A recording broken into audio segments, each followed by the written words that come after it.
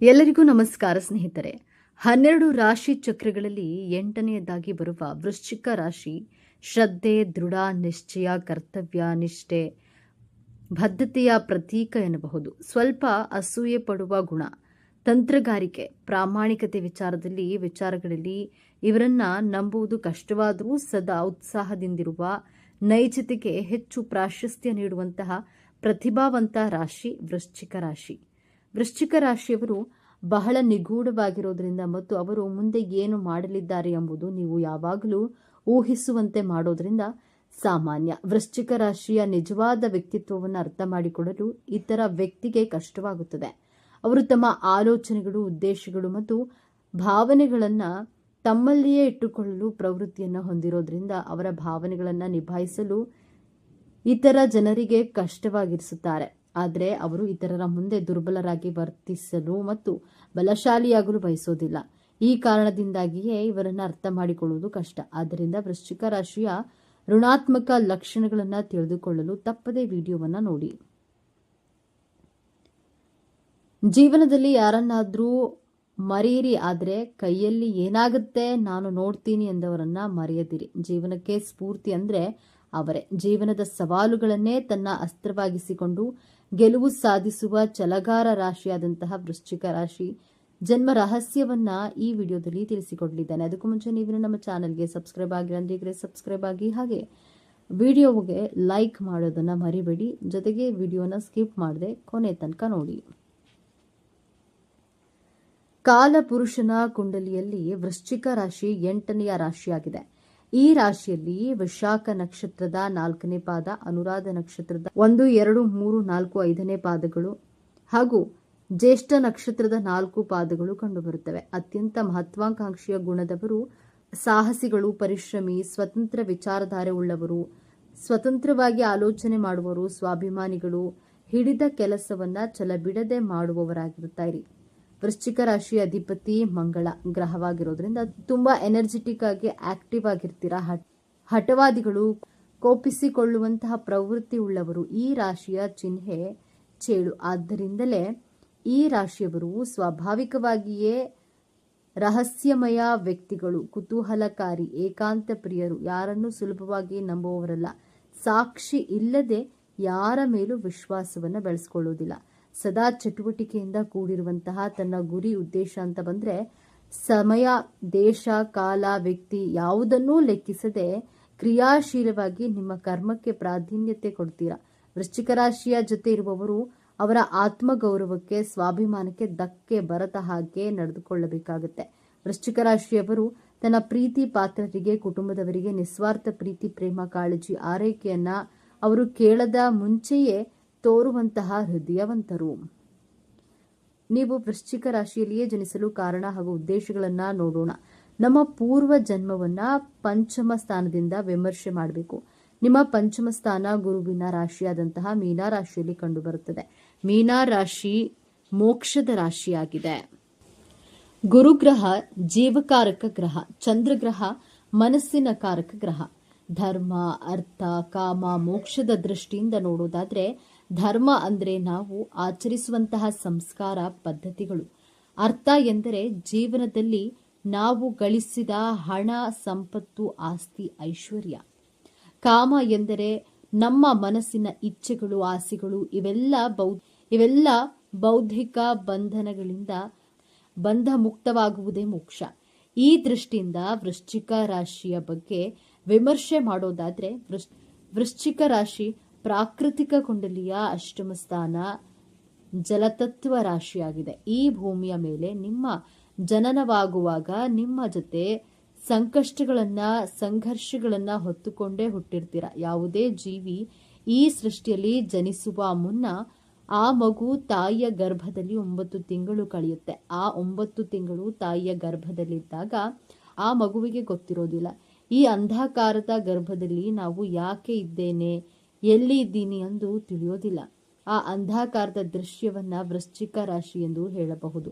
ತಾಯಿಯ ಗರ್ಭದಿಂದ ಮಗು ಹೊರಗಡೆ ಬರುವಾಗ ಬೆಳಕನ್ನ ನೋಡಿ ಗಾಬರಿಗೊಳ್ಳುತ್ತದೆ. ಆ ಕತ್ತಲೆಯಿಂದ ಹೊರಗಡೆ ಬಂದಾಗ ನಿಮ್ಮ ಭಾಗ್ಯದ ಬಾಗಿಲು ತೆರೆಯುತ್ತೆ. ನೀವು ಹಿಂದಿನ ಜನ್ಮದಲ್ಲಿ ಕತ್ತಲೆಯ ಕಷ್ಟ, ಸಂಕಷ್ಟಗಳನ್ನು ಅನುಭವಿಸಿ ಆ ಕಷ್ಟಗಳಿಂದ ಸಂಘರ್ಷಗಳಿಂದ ಹೊರಗಡೆ ಬರುವಂತಹ ಸಮಯದಲ್ಲಿ ನಿಮ್ಮ ಜೀವನ ಸಮಾಪ್ತಿಯಾಗಿ ನೀವು ಮತ್ತೆ ಹೊಸದಾಗಿ ಈ ವಿಶ್ವದಲ್ಲಿ ವೃಶ್ಚಿಕ ರಾಶಿಯಲ್ಲಿ ಜನಿಸಿರ್ತೀರಾ. ವೃಶ್ಚಿಕ ರಾಶಿಯಲ್ಲಿ ಜನಿಸಿದ ಮೇಲೆ ನಿಮಗೆ ಏನು ಸಿಗುತ್ತೆ ಎಂದು ನೋಡೋಣ. ನಕ್ಷತ್ರದ ಆಧಾರದ ಮೇಲೆ ನೋಡೋಣ. ವೃಶ್ಚಿಕ ರಾಶಿಯಲ್ಲಿ ವಿಶಾಖ ನಕ್ಷತ್ರ, ಅನುರಾಧ ನಕ್ಷತ್ರ, ಜ್ಯೇಷ್ಠ ನಕ್ಷತ್ರ ಕಂಡುಬರುತ್ತೆ. ವಿಶಾಖ ನಕ್ಷತ್ರದ ಅಧಿಪತಿ ಗುರುಗ್ರಹ, ಅನುರಾಧ ನಕ್ಷತ್ರದ ಅಧಿಪತಿ ಶನಿಗ್ರಹ ಹಾಗೂ ಜ್ಯೇಷ್ಠ ನಕ್ಷತ್ರದ ಅಧಿಪತಿ ಬುಧಗ್ರಹ. ನಿಮ್ಮ ಭಾಗ್ಯಾಧಿಪತಿ ಚಂದ್ರ ಗ್ರಹ ನಿಮ್ಮ ಕರ್ಮಸ್ಥಾನದಲ್ಲಿ ಸಿಂಹ ರಾಶಿ ಬರುತ್ತೆ.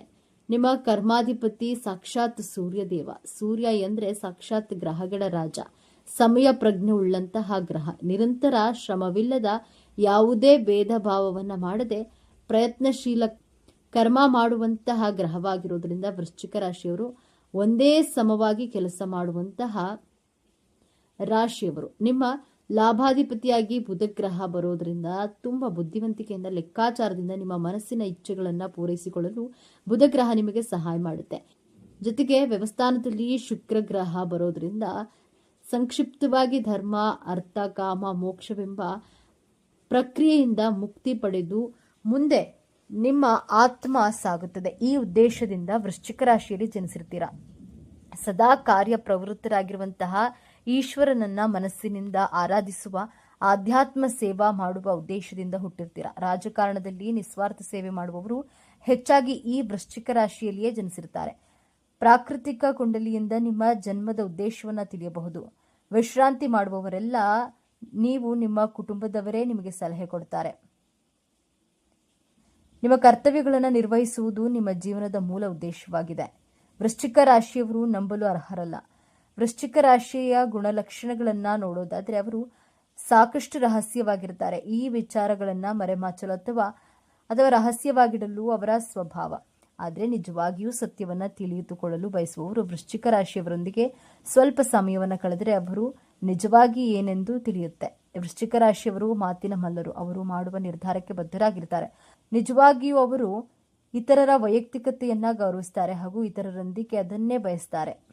ವೃಶ್ಚಿಕ ರಾಶಿಯವರು ಭಾವನಾತ್ಮಕವರಲ್ಲ. ಇದು ವೃಶ್ಚಿಕ ರಾಶಿಯವರ ಬಗ್ಗೆ ಮತ್ತೊಂದು ಆಧಾರರಹಿತ ಸುಳ್ಳು. ಹೆಚ್ಚಿನ ಜನರು ಇವರಿಗೆ ಭಾವನೆಗಳೇ ಇಲ್ಲ ಎಂದು ಭಾವಿಸ್ತಾರೆ, ಆದರೆ ಅದು ಅವರ ಸ್ವಭಾವದ ಕಾರಣದಿಂದಾಗಿರಬಹುದು. ವೃಶ್ಚಿಕ ರಾಶಿಯವರು ನಿಮ್ಮನ್ನು ನಂಬಲು ಮತ್ತು ನಿಮ್ಮೊಂದಿಗೆ ಆತ್ಮೀಯವಾಗಿರಲು ಕೆಲವು ಸಮಯ ತೆಗೆದುಕೊಳ್ಳಬಹುದು. ಆದರೆ ಒಮ್ಮೆ ಅವರು ನಿಮ್ಮೊಂದಿಗೆ ಸ್ನೇಹಿತರಾದರೆ ಅವರು ಭಾವನೆಗಳ ತೆರೆದ ಪುಸ್ತಕದಂತೆ. ಪ್ರತಿಯೊಬ್ಬರೂ ಭಾವನೆಗಳನ್ನು ಹೊಂದಿರ್ತಾರೆ, ಆದರೆ ಅದು ವ್ಯಕ್ತಿಯಿಂದ ವ್ಯಕ್ತಿಗೆ ಭಿನ್ನವಾಗಿರುತ್ತೆ. ಆದ್ದರಿಂದಲೇ ಪುಸ್ತಕವನ್ನು ಅದರ ಮುಖಪುಟದಿಂದ ಎಂದೂ ನಿರ್ಣಯಿಸಬೇಡಿ ಎಂದು ಹೇಳುವುದು. ನೀವು ವೃಶ್ಚಿಕ ರಾಶಿಯವರನ್ನ ಭೇಟಿಯಾದಾಗ ಅವರು ನಿಮ್ಮೊಂದಿಗೆ ಸುತ್ತಾಡಿ ಆನಂದಿಸಿದ್ರು ವಾಸ್ತವವಾಗಿ ಅವರು ಏಕಾಂಗಿಯಾಗಿ ಸಮಯ ಕಳೆಯಲು ಇಷ್ಟಪಡ್ತಾರೆ. ಅವರು ತಮ್ಮೊಳಗೆ ಇರಲು ಇಷ್ಟಪಡ್ತಾರೆ. ತುಂಬ ಸ್ಪಷ್ಟವಾಗಿ ಹೇಳೋದಾದರೆ ಅವರು ಅಷ್ಟು ಸಾಮಾಜಿಕವಲ್ಲ. ಅವರು ಪಾರ್ಟಿಗಳು, ಆಚರಣೆಗಳಿಗೆ ಹೋಗೋದನ್ನು ಅಷ್ಟಾಗಿ ಇಷ್ಟಪಡುವುದಿಲ್ಲ. ಅದಕ್ಕಾಗಿಯೇ ಇವರನ್ನು ರಹಸ್ಯವಾಗಿರುವವರು ಎಂದು ಬಿಂಬಿಸಲಾಗಿದೆ. ವಾಸ್ತವವಾಗಿ ವೃಶ್ಚಿಕ ರಾಶಿಯವರು ಧ್ಯಾನದ ಸಮಯವನ್ನು ಕಳೆಯುವಂಥವರು. ಆಧ್ಯಾತ್ಮಿಕವಾಗಿ ತಮ್ಮ ಆಂತರಿಕ ಆತ್ಮದೊಂದಿಗೆ ಸಂಪರ್ಕ ಸಾಧಿಸುವವರು. ಇವರು ಸಂಗೀತ, ಧ್ಯಾನ, ಪ್ರಾರ್ಥನೆ, ಈಜು ಅಥವಾ ನಿದ್ದೆ ಮಾಡ್ತಿದ್ದರೂ ತಮ್ಮ ಆಲೋಚನೆಗಳೊಂದಿಗೆ ಏಕಾಂಗಿಯಾಗಿರಲು ಅವಕಾಶಗಳನ್ನು ಬಯಸ್ತಾರೆ. ಇದು ಇತರರ ಪ್ರಕಾರ ಅವರ ದೌರ್ಬಲ್ಯ. ವೃಶ್ಚಿಕ ರಾಶಿಯವರು ವಿಮರ್ಶಕರು.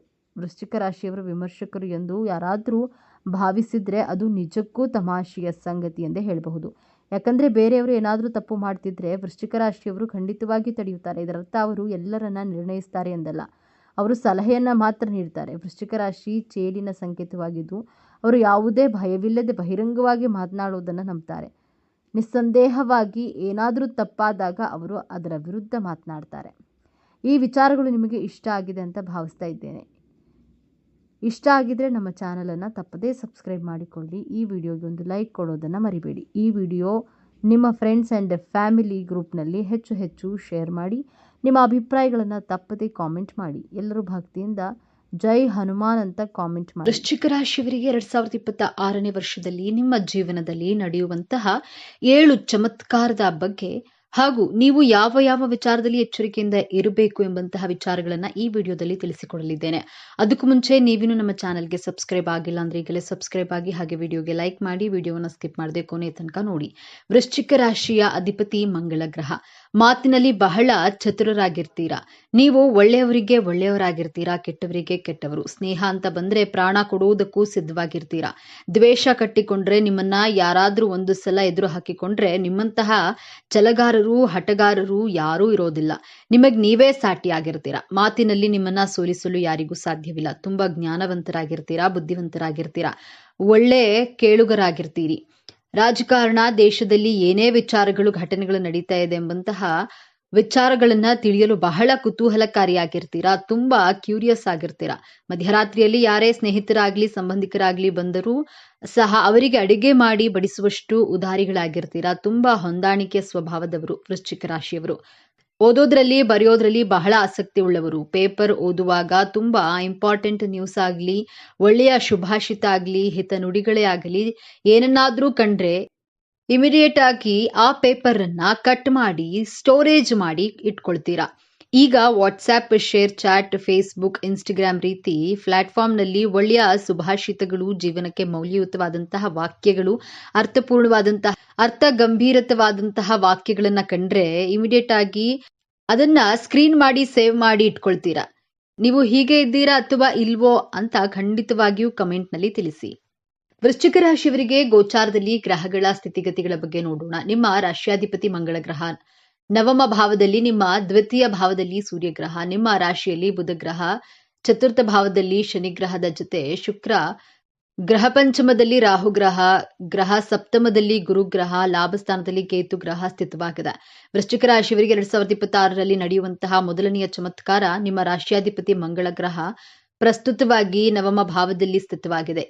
ಈ ತಿಂಗಳಲ್ಲಿ ವಕ್ರಿಯಾಗಿ ಹಿಂದಿನ ಭಾವದಂತಹ ಮಿಥುನ ರಾಶಿಯಲ್ಲಿ ಸಂಚಾರ ಮಾಡುತ್ತದೆ. ನಂತರ ಮಧ್ಯ ತಿಂಗಳಲ್ಲಿ ಮಂಗಳ ಗ್ರಹ ನಿಮ್ಮ ವೃತ್ತಿ ಸ್ಥಾನದಲ್ಲಿ, ನಿಮ್ಮ ಲಾಭ ಸ್ಥಾನದಲ್ಲಿ ಗೋಚಾರವಾಗಿ ವೃಶ್ಚಿಕ ರಾಶಿಯವರಿಗೆ ನಿಮ್ಮ ವೃತ್ತಿಯಲ್ಲಿ ದೊಡ್ಡ ಬದಲಾವಣೆಗಳು ಆಗಲಿದೆ.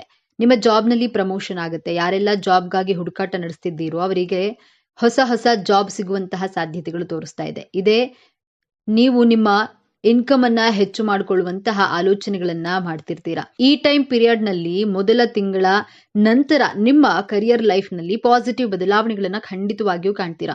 ಹೊಸ ಬಿಸ್ನೆಸ್ ಅನ್ನ ಸ್ಟಾರ್ಟ್ ಮಾಡುವಂತಹ ಪ್ರಯತ್ನ, ಆಲೋಚನೆಗಳನ್ನ ಮಾಡ್ತಿರ್ತೀರಾ. ಪ್ರಾಫಿಟ್ ಆಗುತ್ತಾ ಅಥವಾ ಲಾಸ್ ಆಗುತ್ತಾ ಅಂತ ಅನುಮಾನ ಬೇಡ. ಈ ತಿಂಗಳ ನಂತರ ಅರ್ಧಾಷ್ಟಮ ಶನಿಯಿಂದ ಮುಕ್ತಿ ಸಿಗೋದ್ರ ಮೂಲಕ ನಿಮ್ಮ ಬಿಸ್ನೆಸ್ ನಲ್ಲಿ 70 to 80% ಧನಲಾಭ ಹಾಗೂ ಪಾಸಿಟಿವ್ ಪರಿವರ್ತನೆಗಳನ್ನು ಕಾಣಬಹುದು. ನಿಮಗೆ ಭಯವಿದ್ರೆ ನಿಮ್ಮ ಜನ್ಮ ಜಾತಕವನ್ನ ಒಮ್ಮೆ ಪರಿಶೀಲನೆಯನ್ನ ಮಾಡಿಸಿಕೊಂಡು ನಂತರ ಬಿಸ್ನೆಸ್ ಅನ್ನ ಸ್ಟಾರ್ಟ್ ಮಾಡಬಹುದು. ಎರಡನೆಯದಾಗಿ ಗುರುಗ್ರಹ ನಿಮ್ಮ ಸಪ್ತಮ ಭಾವದಿಂದ ಅಷ್ಟಮ ಭಾವಕ್ಕೆ ಸಂಚಾರ ಮಾಡುತ್ತೆ. ಮಧ್ಯ ವರ್ಷದ ಒಳಗೆ ವೃಶ್ಚಿಕ ರಾಶಿಯವರಿಗೆ ವಿವಾಹ ಯೋಗವಿದೆ. ಮದುವೆಗಾಗಿ ವರ ಅಥವಾ ವಧುವಿನ ಅನ್ವೇಷಣೆಯಲ್ಲಿದ್ರೆ ನಿಮಗೆ ಮ್ಯಾರೇಜ್ ಫಿಕ್ಸ್ ಆಗುವಂತಹ ಸಾಧ್ಯತೆಗಳಿವೆ. ನಿಮಗೆ ಅವಾರ್ಡ್ ಸಿಗಬಹುದು. ಯಾರಾದ್ರೂ ನಿಮಗೆ ಗೌರವ ಸನ್ಮಾನಗಳನ್ನ ಮಾಡ್ತಾರೆ. ನಿಮ್ಮ ವೃತ್ತಿ ಕ್ಷೇತ್ರದಲ್ಲಿ ನಿಮ್ಮ ಸಾಧನೆಗೆ ಮನ್ನಣೆ ಸಿಗುವಂತಹ ವರ್ಷವಾಗಿದೆ. ಮೂರನೆಯದಾಗಿ ಗುರುಗ್ರಹ ಅಷ್ಟಮಕ್ಕೆ ಪ್ರವೇಶಿಸಿದಾಗ ನಂತರ ನಿಮ್ಮ ಪ್ರೀತಿ ಜೀವನದಲ್ಲಿ ಮಿಸ್ಅಂಡರ್ಸ್ಟ್ಯಾಂಡಿಂಗ್, ಮಿಸ್ಕಮ್ಯುನಿಕೇಶನ್ ಉಂಟಾಗಬಹುದು. ವಿನಾಕಾರಣ ವೈಮನಸ್ಸುಗಳು ಈ 3 ತಿಂಗಳ ನಂತರ ಕಂಡು ಬರಲಿದೆ ಎಂದು ಎಚ್ಚರಿಕೆಯ ವಿಚಾರ ಚಮತ್ಕಾರವಲ್ಲ. ನಿಮ್ಮ ಆರೋಗ್ಯದ ವಿಚಾರಕ್ಕೆ ಬಂದ್ರೆ ಹಲ್ಲಿನ ಸಮಸ್ಯೆಗಳು, ಮುಖದ ಸಮಸ್ಯೆಗಳು ಉಂಟಾಗಬಹುದು. ಲಿವರ್ ಫ್ಯಾಟಿ, ಡೈಜೆಷನ್, ಗ್ಯಾಸ್ಟ್ರಿಕ್ ಸಮಸ್ಯೆಗಳು ಉಂಟಾಗೋದ್ರಿಂದ ಬಹಳ ಕೇರ್ಫುಲ್ ಆಗಿರಬೇಕಾಗುತ್ತೆ. ಆರೋಗ್ಯಕರ ಆಹಾರಗಳನ್ನ ಸೇವನೆ ಮಾಡಿ. ನಿಮ್ಮ ಫ್ಯಾಮಿಲಿಯಲ್ಲಿ ಆರ್ಗ್ಯುಮೆಂಟ್ಸ್ಗಳನ್ನ ಆಗಬಹುದು. ಈ ಟೈಮ್ನಲ್ಲಿ ಗುರು ನಿಮ್ಮ ದ್ವಿತೀಯಾಧಿಪತಿಯಾಗಿ ಅಷ್ಟಮದಲ್ಲಿ ಗೋಚಾರ ಮಾಡಿದಾಗ ಮೇ ತಿಂಗಳ ನಂತರ ನಿಮ್ಮ ಕೌಟುಂಬಿಕ ಜೀವನದಲ್ಲಿ ಬಹಳ ಎಚ್ಚರಿಕೆ ಹಾಗೂ ಸಮಾಧಾನವಾಗಿ ಇರಬೇಕಾಗುತ್ತೆ. ನಾಲ್ಕನೆಯದಾಗಿ ಅರ್ಧಾಷ್ಟಮ ಶನಿಯಿಂದ ಮುಕ್ತಿ ಸಿಗಲಿದೆ. ಪಂಚಮಕ್ಕೆ ಶನಿಗ್ರಹ ಪ್ರವೇಶಿಸಿದಾಗ ಶನಿಗ್ರಹ ಹೆಚ್ಚು ತೊಂದರೆಗಳನ್ನ ಕೊಡುವುದಿಲ್ಲ. 3 ತಿಂಗಳವರೆಗೂ ನಿಮ್ಮ ತಾಯಿಯ ಆರೋಗ್ಯದಲ್ಲಿ ಎಚ್ಚರಿಕೆಯನ್ನು ವಹಿಸಿ. ಈ ತಿಂಗಳ ನಂತರ ನಿಮ್ಮ ತಾಯಿಯ ಆರೋಗ್ಯದಲ್ಲಿ ವೃತ್ತಿಯನ್ನ ಕಾಣಬಹುದು. ಒಳ್ಳೆಯ ಡಾಕ್ಟರ್ ಸಿಗ್ತಾರೆ. ಬೆಸ್ಟ್ ಟ್ರೀಟ್ಮೆಂಟ್ ಸಿಗೋದ್ರ ಮೂಲಕ ನಿಮ್ಮ ತಾಯಿಯ ಆರೋಗ್ಯದಲ್ಲಿ ಚೇತರಿಕೆಯನ್ನು ಕಾಣಬಹುದು. ನಿಮ್ಮ ಜಾಬ್ನಲ್ಲಿ ಇರುವಂತಹ ಭಯ, ಆತಂಕ ಎಲ್ಲವೂ ಕಡಿಮೆ ಆಗಲಿದೆ. 5ನೇದಾಗಿ ವೃಶ್ಚಿಕ ರಾಶಿಯವರಿಗೆ ನಿಮ್ಮ ಪಂಚಮಕ್ಕೆ ಶನಿ ಗ್ರಹ ಪ್ರವೇಶಿಸಲಿದ್ದಾರೆ. 3 ತಿಂಗಳ ನಂತರ ವೃಶ್ಚಿಕ ರಾಶಿ ವಿದ್ಯಾರ್ಥಿಗಳು ನಿಮ್ಮ ವಿದ್ಯಾಭ್ಯಾಸದಲ್ಲಿ ಹಾರ್ಡ್ ವರ್ಕ್ ಅನ್ನ ಮಾಡ್ತಿರ್ತೀರಾ. ಒಳ್ಳೆಯ ರೀತಿಯಲ್ಲಿ ಅಂಕಗಳನ್ನ ಪಡೆಯುತ್ತೀರಾ. ಶಾಸ್ತ್ರಗಳ ಪ್ರಕಾರ ಶನಿಗ್ರಹ ಯಾವ ಭಾವಕ್ಕೆ ಪ್ರವೇಶಿಸ್ತದೋ ಆ ಭಾವದ ಕಾರಕತ್ವಗಳ ಬಗ್ಗೆ ನಾವು ನಮ್ಮ ಎಫರ್ಟ್ಗಳನ್ನ, ನಮ್ಮ ಎನರ್ಜಿಯನ್ನ ಆ ಭಾವಕ್ಕೆ ಸ್ಪೆಂಡ್ ಮಾಡಲೇಬೇಕು. ಪಂಚಮ ಸ್ಥಾನ ಅಂದ್ರೆ ಮಕ್ಕಳು, ವಿದ್ಯಾರ್ಥಿ ಅಭ್ಯಾಸ, ಪ್ರೀತಿ, ಪ್ರೇಮದ ವಿಚಾರ, ಆರೋಗ್ಯ, ಈ ವಿಚಾರದಲ್ಲಿ ಶನಿಗ್ರಹ ಪಾಸಿಟಿವ್ ರಿಸಲ್ಟ್ ಗಳನ್ನ ಕೊಡ್ತಾರೆ. ನಿಮ್ಮ ಕೈಯಿಂದ ಈ ವಿಚಾರಗಳಿಗೆ ಎಫರ್ಟ್ ಅನ್ನ ಹಾಕಿಸುವಂತೆ ಮಾಡ್ತಾರೆ. ಪಂಚಮ ಶನಿಗೆ ಯಾರು ಭಯ ಪಡುವಂತಹ ಅವಶ್ಯಕತೆ ಇಲ್ಲ. 7.5 ಶನಿ, ಅಷ್ಟಮ ಶನಿ, ಅರ್ಧಾಷ್ಟಮ ಶನಿಗಿಂತ ಪಂಚಮ ಶನಿ ಹೆಚ್ಚು ಸಮಸ್ಯೆಗಳನ್ನ, ತೊಂದರೆಗಳನ್ನ ಕೊಡೋದಿಲ್ಲ. ಭಯ ಪಡಬೇಡಿ. 6ನೇದಾಗಿ ವೃಶ್ಚಿಕ ರಾಶಿಯವರಿಗೆ ರಾಹು ಗ್ರಹ ನಿಮ್ಮ ಪಂಚಮ ಸ್ಥಾನದಿಂದ ಹಿಂದಿನ ಮನೆಗೆ ಗೋಚಾರ ಮಾಡ್ತಾರೆ. ರಾಹು ಗ್ರಹದ ಪರಿವರ್ತನೆಯಾಗಲಿದೆ. ಈ 1.5 ವರ್ಷದಿಂದ ವೃಶ್ಚಿಕ ರಾಶಿ ವಿದ್ಯಾರ್ಥಿಗಳಿಗೆ ರಾಹು ಗ್ರಹ ಭಯ, ಕನ್ಫ್ಯೂಷನ್, ಆತಂಕಗಳನ್ನ ಕೊಟ್ಟಿತ್ತು. ನೀವು ಎಷ್ಟೇ ಚೆನ್ನಾಗಿ ಪ್ರಿಪೇರ್ ಆಗಿ ಹೋದ್ರೂ ಎಕ್ಸಾಮ್ ಟೈಮ್ನಲ್ಲಿ ಪ್ರಶ್ನೆಗಳನ್ನ ನೋಡಿದ್ರೆ ಮನಸ್ಸಿನಲ್ಲಿ ಕನ್ಫ್ಯೂಷನ್ಗಳು, ಡೌಟ್ಸ್ಗಳು ಉಂಟಾಗ್ತಾ ಇತ್ತು. 5 ತಿಂಗಳ ನಂತರ ಎಲ್ಲದಕ್ಕೂ ಪರಿಹಾರ ಸಿಗಲಿದೆ. ನಿಮ್ಮ ಅನುಮಾನ, ಕನ್ಫ್ಯೂಷನ್ಗಳಿಗೆ ಫುಲ್ ಸ್ಟಾಪ್ ಸಿಗಲಿದೆ. 7ನೇದಾಗಿ ವೃಶ್ಚಿಕ ರಾಶಿಯವರು ನಿಮ್ಮ ವೈವಾಹಿಕ ಜೀವನ ಹಾಗೂ ಪ್ರೀತಿಯ ಜೀವನದಲ್ಲಿ ವಿನಾಕಾರಣ ಅನುಮಾನಗಳನ್ನ, ಆತಂಕಗಳನ್ನ ಪಡ್ತಾ ಇದ್ರೆ ಮೊದಲೇ ವೃಶ್ಚಿಕ ರಾಶಿಯವರು ಯಾರನ್ನ ಅಷ್ಟು ಸುಲಭವಾಗಿ ನಂಬುವರಲ್ಲ. Research oriented ಪರ್ಸನ್ಗಳಾಗಿರ್ತೀರಾ. ರಾಹುಗ್ರಹದ ಪರಿವರ್ತನೆಯಿಂದ ನಂತರ ನಿಮ್ಮ ವೈವಾಹಿಕ ಜೀವನ, ಪ್ರೀತಿಯ ಜೀವನದಲ್ಲಿ ಸುಮಧುರ ಬಾಂಧವ್ಯ ಹೆಚ್ಚಾಗಲಿದೆ. ನಿಮ್ಮ ಮನಸ್ಸಿನಲ್ಲಿ ಭಯ, ಆತಂಕ, ಅನುಮಾನ, ಭ್ರಮೆಗಳು ಎಲ್ಲವೂ ಕಡಿಮೆ ಆಗಲಿದೆ. ವೃಶ್ಚಿಕ ರಾಶಿಯವರು ಉತ್ತಮ ಆರೋಗ್ಯ ಹಾಗೂ ನಿಮ್ಮ ಜಾಬ್ ಹಾಗೂ ಬಿಸ್ನೆಸ್ನಲ್ಲಿ ಹೆಚ್ಚಿನ ಯಶಸ್ಸನ್ನ ಪಡೆಯಲು ಪ್ರತಿನಿತ್ಯ ಹನುಮಾನ್ ಚಾಲಿಸವನ್ನ ತಪ್ಪದೆ ಪಠಣೆ ಮಾಡಿ. ಪ್ರತಿ ಮಂಗಳವಾರ ನರಸಿಂಹಸ್ವಾಮಿ ದೇವರ ದರ್ಶನವನ್ನ ಮಾಡಿ, ನರಸಿಂಹಸ್ವಾಮಿ ಕವಚವನ್ನ ಪಠಿಸೋದ್ರಿಂದ ಎಲ್ಲವೂ ಶುಭವಾಗುತ್ತದೆ. ಆರ್ಥಿಕ ಸ್ಥಿತಿ. ಈ ವರ್ಷ ನಿಮ್ಮ ಆರ್ಥಿಕ ಜೀವನದಲ್ಲಿ ಮಿಶ್ರ ಫಲವನ್ನ ಕಾಣುವಿರಿ. ಹಣಕಾಸಿನ ಪರಿಸ್ಥಿತಿಯಲ್ಲಿ ಏರಿಳಿತಗಳು ಇರುತ್ತದೆ. ನೀವು ನಿಮ್ಮ ಹಣವನ್ನ ಮನರಂಜನೆಗಾಗಿ ಐಷಾರಾಮಿ ವಸ್ತುಗಳನ್ನ ಖರೀದಿಸಲು ಖರ್ಚು ಮಾಡಿರ್ತೀರಿ. ಈ ತಿಂಗಳು ನಿಮ್ಮ ಹಠಾತ್ ಹಣದ ಲಾಭಗಳನ್ನ ಸಹ ಪಡೆಯಬಹುದು. ನ್ಯಾಯಾಲಯದಲ್ಲಿ ಹಣ, ಆಸ್ತಿ ವಿಷಯ ನಡೀತಾ ಇದ್ರೆ ಅದರ ತೀರ್ಪು ನಿಮ್ಮ ಪರವಾಗಿ ಬರಬಹುದು. ಈ ಸಮಯದಲ್ಲಿ ನೀವು ಹಣವನ್ನ ಗಳಿಸುವಿರಿ. ಆದ್ರೆ ಹಣವನ್ನ ಹೇಗೆ ಬಳಸುವುದು ಎಂಬುದರ ಬಗ್ಗೆ ಗಮನ ಹರಿಸಬೇಕು. ಹಣದ ದುರಾಸೆಯಲ್ಲಿ ಸಂಪೂರ್ಣವಾಗಿ ಕಾನೂನು ಬಾಹಿರ ಅಥವಾ ಅನೈತಿಕವಾದ ಯಾವುದೇ ಕೆಲಸವನ್ನ ಮಾಡಬೇಡಿ. ಐಷಾರಾಮಿ ವಸ್ತುಗಳನ್ನ ಕಡಿತಗೊಳಿಸಿ ಮತ್ತು ಹಣವನ್ನ ಉಳಿಸುವತ್ತ ಗಮನ ಹರಿಸಿ. ವೃತ್ತಿ ಜೀವನ. ಈ ವರ್ಷ ನಿಮ್ಮ ವೃತ್ತಿ ಜೀವನದಲ್ಲಿ ಪ್ರಗತಿ ಸಾಧ್ಯವಿದೆ. ನಿಮ್ಮ ಉದ್ಯೋಗ ಮತ್ತು ವ್ಯವಹಾರಗಳಿಗೆ ಈ ಸಮಯ ಅನುಕೂಲಕರವಾಗಿದೆ. ಈ ಸಮಯದಲ್ಲಿ ನಿಮ್ಮ ವೃತ್ತಿ ಜೀವನದಲ್ಲಿ ಯಶಸ್ವಿಯಾಗಿ ಮುಂದುವರಿಸಲು ನೀವು ಶ್ರಮಿಸ್ತೀರಿ. ಮುಂದೆ ಸಾಗಲು ಅನೇಕ ಸುವರ್ಣ ಅವಕಾಶಗಳು ನಿಮ್ಮ ಮುಂದೆ ಬರಲಿವೆ. ವೃತ್ತಿ ಜೀವನಕ್ಕಾಗಿ ವಿದೇಶಕ್ಕೆ ಹೋಗುವ ಸಾಧ್ಯತೆಗಳು ಕೂಡ ಇವೆ. ಉದ್ಯೋಗದಲ್ಲಿ ಬಡ್ತಿ ಪಡೆಯುವ ಸಾಧ್ಯತೆಗಳಿವೆ ಅಥವಾ ನಿಮ್ಮ ಆದಾಯದಲ್ಲಿ ಹೆಚ್ಚಳ ಸಾಧ್ಯವಿದೆ. ಈ ಸಮಯದಲ್ಲಿ ನೀವು ಸಹಾಯಕ್ಕಾಗಿ ನಿಮ್ಮ ಸಹೋದ್ಯೋಗಿಗಳನ್ನ ಅವಲಂಬಿಸದಿರುವುದು ಉತ್ತಮ. ಯಾಕಂದ್ರೆ ಈ ಸಮಯದಲ್ಲಿ ಅವರು ನಿಮ್ಮ ಯಶಸ್ಸಿನಿಂದ ಕಿರಿಕಿರಿಗೊಳ್ಳಬಹುದು ಅಥವಾ ನಿಮ್ಮ ಒಳ್ಳೆಯ ಕೆಲಸಕ್ಕೆ ಅವರು ಸ್ವತಃ ಕ್ರೆಡಿಟ್ ಅನ್ನ ತೆಗೆದುಕೊಳ್ಳಬಹುದು. ಆದ್ದರಿಂದ ಜಾಗರೂಕರಾಗಿರಿ. ಮುನ್ನೆಚ್ಚರಿಕೆಗಳು. ಸಂಬಂಧದಲ್ಲಿ ಜಾಗರೂಕರಾಗಿರಿ. ವಾಗ್ವಾದಗಳಲ್ಲಿ ತೊಡಗಬೇಡಿ. ನಿಮ್ಮ ಜೊತೆಗಿರುವ ಕೆಲವು ಜನರು ನಿಮ್ಮ ಯಶಸ್ಸಿನಿಂದ ಸಂತೋಷವಾಗಿಲ್ಲ. ಅವರು ಕೆಲವು ವದಂತಿಗಳನ್ನ ಹರಡಬಹುದು ಮತ್ತು ನಿಮ್ಮನ್ನ ದೂಷಿಸಲು ಪ್ರಯತ್ನಿಸಬಹುದು. ಎಚ್ಚರದಿಂದಿರಿ. ಪರಿಹಾರಗಳು. ರಾಹುಕೇತು ಶಾಂತಿ ಪೂಜೆ ಸೂಕ್ತ. ಗಣೇಶ ದೇವಾಲಯಗಳಿಗೆ ಭೇಟಿ ನೀಡಿ. ಸಂಕಷ್ಟ ಚತುರ್ಥಿ ವ್ರತವು ನೀವು ತೆಗೆದುಕೊಳ್ಳುವಂತಹ ಅತ್ಯಂತ ಪ್ರಮುಖ ವ್ರತವಾಗಲಿದೆ. ಬಡ ವಿದ್ಯಾರ್ಥಿಗಳಿಗೆ ಸಹಾಯ ಮಾಡಿ. ಅವರಿಗಾಗಿ ಪುಸ್ತಕಗಳು ಮತ್ತು ಪೆನ್ಗಳನ್ನ ಖರೀದಿಸಿ. ಇವಿಷ್ಟು ವಿಚಾರಗಳು ನಿಮಗೆ ಇಷ್ಟ ಆಗಿದೆ ಅಂತ ಭಾವಿಸಿದ್ದೇನೆ. ಇಷ್ಟ ಆಗಿದ್ರೆ ನಮ್ಮ ಚಾನೆಲ್ ಅನ್ನು ತಪ್ಪದೇ ಸಬ್ಸ್ಕ್ರೈಬ್ ಮಾಡಿಕೊಳ್ಳಿ. ಈ ವಿಡಿಯೋಗೆ ಒಂದು ಲೈಕ್ ಕೊಡೋದನ್ನ ಮರಿಬೇಡಿ. ಈ ವಿಡಿಯೋವನ್ನ ನಿಮ್ಮ ಫ್ರೆಂಡ್ಸ್ ಅಂಡ್ ಫ್ಯಾಮಿಲಿ ಗ್ರೂಪ್ಸ್ನಲ್ಲಿ ಹೆಚ್ಚು ಶೇರ್ ಮಾಡಿ. ನಿಮ್ಮ ಅಭಿಪ್ರಾಯಗಳನ್ನ ತಪ್ಪದೇ ಕಾಮೆಂಟ್ ಮಾಡಿ. ಹಾಗೆ ಎಲ್ಲರೂ ಭಕ್ತಿಯಿಂದ ಜೈ ಹನುಮಾನ್ ಅಂತ ಕಾಮೆಂಟ್ ಮಾಡಿ. ಧನ್ಯವಾದಗಳು.